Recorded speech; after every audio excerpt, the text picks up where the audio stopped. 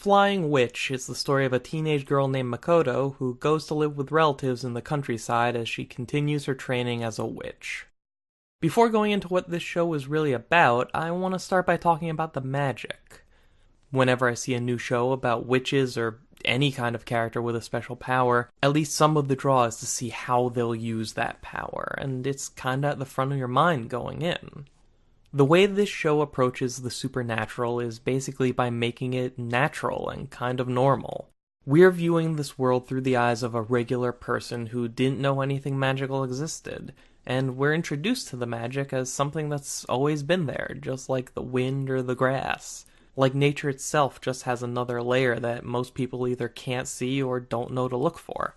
The show's setting is actually a clever way to avoid having to portray magic as some flashy spectacle. Makoto is a novice in training, so she can only actually do spells that are small and pretty basic.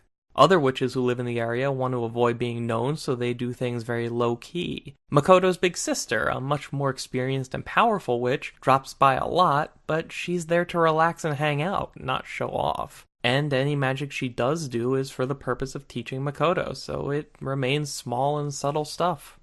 This isn't to say that the supernatural element to the show isn't impressive. It is, just not as a display of power. We meet the otherworldly spirits responsible for changing day into night and for changing the seasons. We spend time with and on a massive flying whale that circles the globe endlessly with ruins on its back from a time when humans used to live atop sky whales. They do a really good job of implying that the magical world is this grand, layered, impressive thing without overtly showing very much of it, while following Makoto as she continues taking the early steps to becoming part of it. As the name would imply, the one thing Makoto can do reliably and well is fly. For a long time, she's only been able to stay in the air for a short period before having to land, and her sister points out that Makoto's only levitating the broom and then riding it, when she should be levitating her body as well and just using the broom as a focal point for the spell. They break down magic into basic steps and ingredients, helping it feel less like something otherworldly and more like something just about anyone could figure out. And just when you think it won't be anything more than that, we get something truly fantastic that lets us know the world around us is so much bigger and amazing than we ever thought. But for all my talk of magic, that's really not what this show is about. Flying Witch is a strange show in that I like it so much, and yet there's no conflict whatsoever. This is essentially 12 episodes of family and friends just being nice to each other. They help each other out in school and around the house. They teach each other how to cook and grow a garden. The magic people show their non-magic family members cool magic locations right in their own town that most people don't even know about.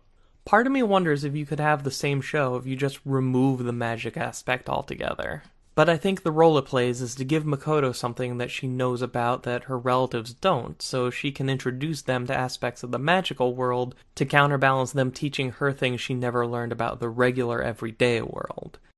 Of course you could just replace magic with something more conventional that Makoto could be good at, but making it magic allows for a truly unknown quantity that can hook the viewer in a way that something they have an actual reference point for couldn't. Because of the attitudes of the characters and the general tone of the series, you never quite know what's going to happen next, and you never really mind if it's something mundane. Flying Witch is a show I'd recommend to anyone who just needs a pick-me-up after a bad day. Watch an episode. Any episode, really. It doesn't matter which one, because you'll always get the same thing out of it. A loving warmth, a simple joy, high-quality animation that's beautiful, and music that makes it all too easy to smile.